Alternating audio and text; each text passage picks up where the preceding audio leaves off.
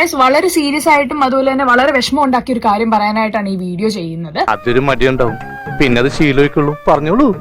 ഞാൻ പൊതുവെ നിങ്ങൾക്കറിയാം, ഞാൻ ഒരുപാട് ഫോട്ടോഷൂട്ടൊക്കെ ചെയ്യുന്ന ഒരാളാണ്. അപ്പം കഴിഞ്ഞ ദിവസം ഇതുപോലെ ബീച്ചിന്റെ ഒരു ഫോട്ടോഷൂട്ട് ചെയ്ത സമയത്തും മാക്സിമം നെയ്വലോ അല്ലെങ്കിൽ ഈ പറയുന്ന പോലെ ക്ലീവേജോ ഒന്നും വരാതിരിക്കാൻ ഞാൻ ശ്രദ്ധിക്കാറുണ്ട്. കൊള്ളാം മോനെ, നിന്നെ ഞാൻ നിരുത്സാഹപ്പെടുത്തുന്നില്ല. എനിക്ക് പരിപൂർണ വിശ്വാസമായി. അത് ഞാൻ കംഫർട്ടബിൾ അല്ലാത്തോണ്ടാണ് കേട്ടോ, ഞാൻ ഒട്ടും കംഫർട്ടബിൾ അല്ലാത്തോണ്ടാണ്.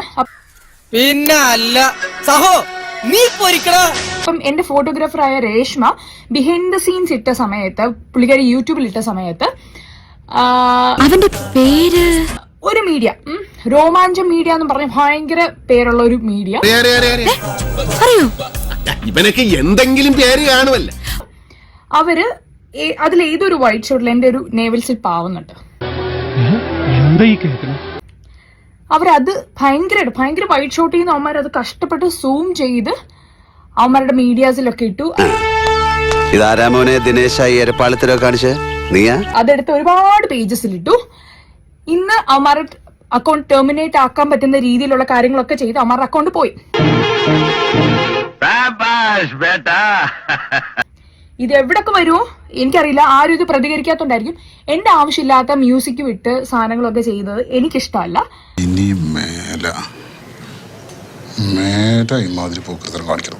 അത് ആരുടെ ഒക്കെ അക്കൗണ്ടിൽ വരുമോ ആ അക്കൗണ്ട് ഒക്കെ പോകാനുള്ള പരിപാടികൾ ഞാൻ ചെയ്യും.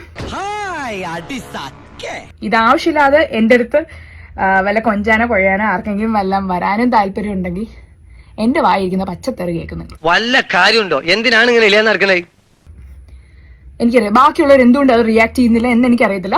എന്റെ ഒരു വീഡിയോയോ ഫോട്ടോയോ ആവശ്യമില്ലാതെ എന്തെങ്കിലും എടുത്തിട്ട് നിങ്ങൾ അതിൽ കിടന്ന് പണിയാൻ നിന്ന നല്ല പണി വാങ്ങിക്കും. പണി വരുന്നുണ്ടവറാച്ച. ഇനി അയാൾക്ക് നിയമമില്ല. കണ്ടറിയണം കോശി, നിനക്കെന്താ സംഭവിക്കാതെ. താങ്ക്സ് ഉണ്ടടാ മോനെ ദിനേശ, താങ്ക്സ് അടിച്ചു പൊളിക്കടാ.